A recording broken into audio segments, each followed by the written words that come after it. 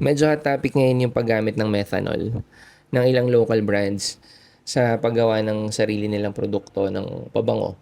So, apparently may isang independent body o company na naggawa ng testing, ng research siguro.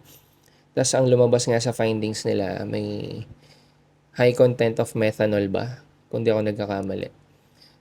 May mga nag-message dito sa page, may nag-comment nga kahapon. Ang interesting ng topic for me kasi sobrang passionate ko nga pagdating sa mga perfumes. Siyempre, pagiging passionate mo doon, involved yung parang safety first. Medyo vocal na ako before sa mga ganitong topic. Controversial lang kaya iniwasan ko na kasi hindi naintindihan ng iba. Kapag gagawa ka ng pabango, kailangan ng alcohol or bakit ginagamitan ng alcohol? Kasi yung alcohol yung tumutulong. Di ba kapag in-spray mo, magdi-disperse, tas mag-evaporate. So nakakatulong siya sa projection. May chemistry behind na mas malalim yung explanation. Pero sa madaling explanation, ganun lang yun. Ano yung difference ng methanol dun sa alcohol na ginagamit talaga for perfumery? Ang ginagamit kasi pang gawa, at least pang timpla ng mga perfumes, alcohol. Tawag dito, perfumer grade, tsaka, or cosmetic grade yung tawag. Hindi dapat methanol. Ang methanol sa pagkakaalam ko is toxic na hindi nga dapat siya ginagamit for perfume making. Ngayon yung nakalagay doon sa parang headline nung findings, high content of methanol daw yung nakita. Hindi ko sure kung ano yung numero, hindi ko kabisado yun. Hindi ko din kabisado kung anong methodology yung ginamit. Though may nag-comment na nga kahapon, yun. Hindi din nila pinangalanan kung ano yung mga local brands. Pero para sa akin, big deal yun kung at least kung kilala yung mga brand na yun sa frag community. Kasi nga delikado yun sa, I mean, lason siya eh. Kahit marami or konti yung nakagamit.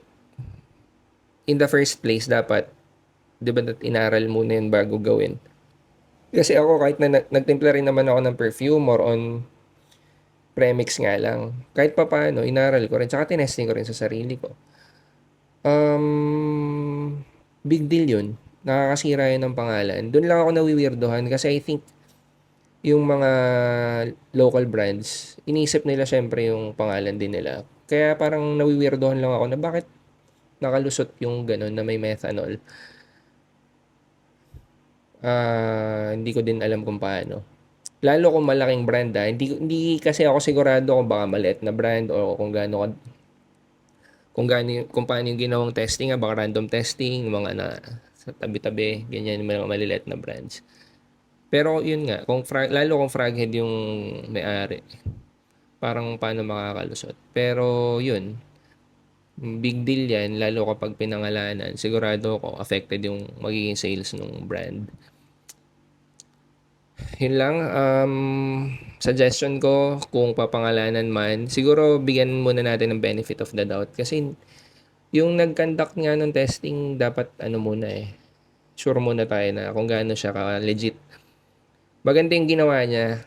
Ang isa pang naisip ko, sana nga gawin yun sa lahat. Middle Eastern, designers, niche. Para may comparison. Tapos, mas magkakaroon ng responsibility yung mga nagagawa ng videos katulad ko tungkol sa mga pabango kasi hindi lang basta amoy, hindi lang basta performance.